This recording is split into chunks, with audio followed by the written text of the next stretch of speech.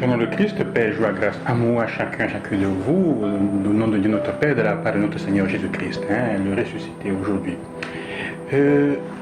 Nous continuons dans notre évangile, l'évangile d'aujourd'hui, avec la parole d'hier, demeurer en moi, demeurer dans le Christ.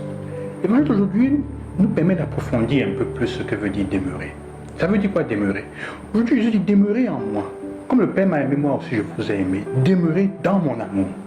Demeurer dans le Christ, c'est demeurer dans l'amour. C'est continuer à le suivre dans ce qu'il y a de plus beau, de plus parfait. C'est l'amour. Et il continue en disant, si vous gardez mes commandements, vous demeurez dans mon amour. Demeurer dans l'amour de Christ, demeurer attaché à lui. C'est garder les commandements. Garder les commandements, ce n'est pas se sentir obligé, ce n'est pas être un esclave. C'est un acte de liberté parce qu'on se trouve en face de quelqu'un qu'on aime. Quand tu aimes, quelle est la chose la plus belle que tu fais? Tu écoutes et tu donnes confiance, tu fais confiance à la parole de celui ou de celle qui t'aime. Et que tu aimes évidemment. D'ailleurs, c'est un acte d'amour de donner, d'écouter la parole de la personne qui t'aime. Donc, et de la suivre, de la mettre en pratique. Pourquoi? Parce que le commandement de Jésus, ce n'est pas une obligation. C'est quelque chose, c'est en fait, le commandement, c'est la proposition de bien que je veux faire. Écouter le commandement de Jésus, c'est accepter tout ce qu'il nous dit et qui nous montre en bien. C'est en fait ça, parce que c'est l'expression de l'amour. Demeurer dans l'amour, demeurer dans le commandement de Christ, c'est demeurer dans son amour. En fait, c'est ça. Alors la question que nous devons nous poser aujourd'hui, c'est quel est notre degré d'écoute, évidemment de mise en pratique, de foi, de confiance dans la parole du Seigneur que nous avons chaque jour et que nous sommes invités à vivre. Et le signe, la raison pour laquelle il demande cela, il dit à la fin, c'est pour que votre joie soit parfaite. Si je ne sens pas la joie de vivre et de mettre en pratique la parole de Dieu, ça veut dire que je ne suis pas en règle. Je ne crois pas vraiment et ma foi n'est pas là. Parce que si elle est vraiment vécue, si elle était vraiment choisie d'aimer le Christ, de suivre sa parole, parce que nous l'avons choisi, nous sentirons la joie. Quelles que soient les conséquences autour de nous. Pourquoi? Parce que nous avons mis en pratique sa parole.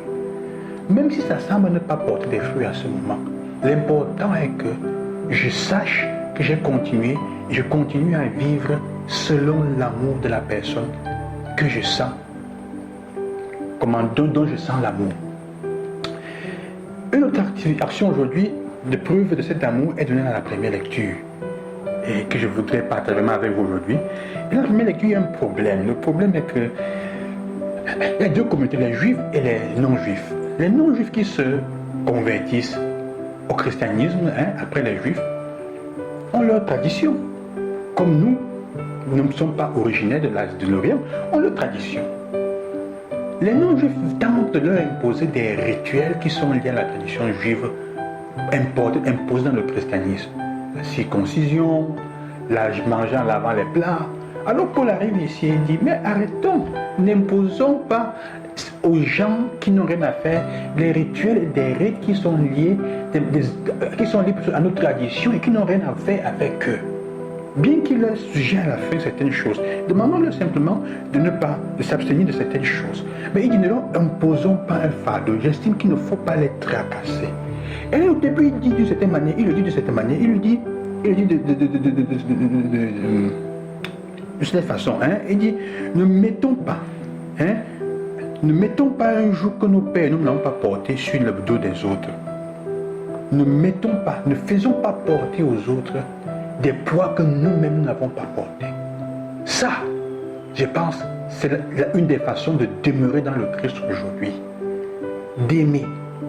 Ne mettons pas sur le dos des autres des poids que nous n'avons pas portés. Et parfois même les poids qui nous ont été mis sur le dos, que nous n'avons pas su porter, qui ne nous ont pas permis de nous épanouir, ne les mettons pas sur le dos des autres. Ce n'est pas parce qu'on t'a éduqué avec le bâton et avec le fouet que tu vas nécessairement fouetter tes enfants avec le même type de bâton. Surtout quand tu sens la douleur que ça a fait. Et parfois ça t'a porté à être plus têtu. Donc, si tu le fais avec eux, ça t'a porté à être plus têtu. Et tu es même un peu, on peut dire qu'il y a une bêtise dans ce qu'on est en train de faire. Alors, frères et frères, quels sont les poids, les choses que nous tentons d'imposer aux autres parce que nous-mêmes nous les avons subis alors que ce ne sont pas des signes d'amour, ça ne nous a pas aidé à grandir. Chacun de nous a les siens.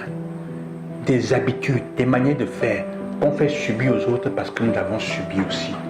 Comme j'ai vécu comme ça, on m'a fait ça, je vais te le faire. Vous devez tous y passer. Ce n'est pas un signe d'amour.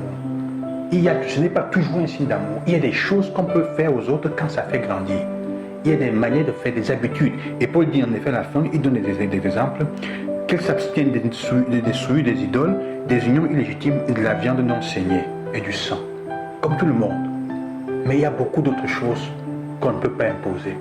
Ce qui fait que nous devons, c'est sûrement un appel aussi à revoir la manière avec laquelle, comme chrétiens, comme Église, nous avons apporté l'évangélisation dans cette culture. Tout ce qu'on trouve dans les cultures des autres, la manière de faire des autres n'est pas toujours mauvais. Et c'est aussi pour ça que dans l'Église, pendant des siècles, il y a eu différents types de rites. L'Orient a un rite. Aujourd'hui encore, les catholiques d'Orient, les catholiques de certains Grecs, les catholiques ukrainiens ont des rites qui ne sont pas le rite des catholiques romains. Mais nous sommes tous Église. Et c'est pour ça que Saint Paul disait, le pape Paul VI disait aussi, que Africains, devenez vos propres évangélisateurs.